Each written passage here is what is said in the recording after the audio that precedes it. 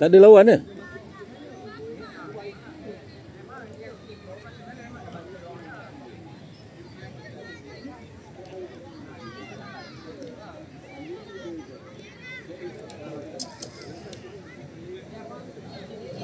Assalamualaikum.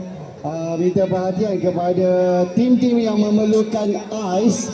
Lori ais telah sampai, so tuan-tuan boleh mendapatkan ais di ruangan parkir kenderaan. So sekali lagi kepada tim-tim yang ingin mendapatkan bekalan ais, boleh dapatkan di parkir sekarang.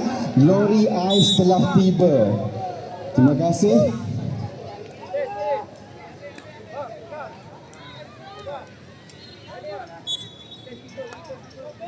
Keeper.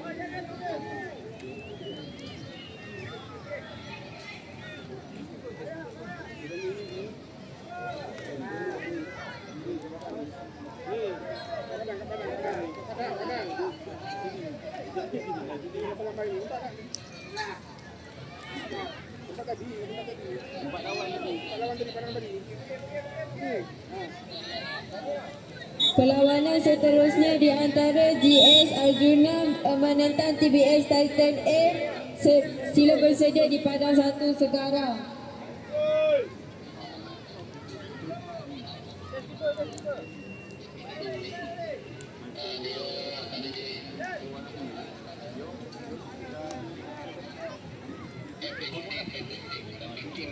Seterusnya lelaki bawah 12 tahun di antara Kilat PDHC menentang tanda 13 Black bersedia di padang 2 sekarang.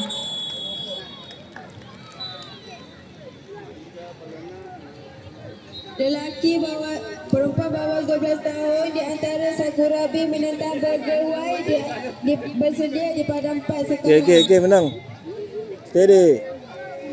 Berapa? 10. Yalah tu. Okey. Diorang tak datang. Belum sampai lagi. Tak apa, korang menang Tak apalah. Lepas ni main second game. Diorang dah kalah dah.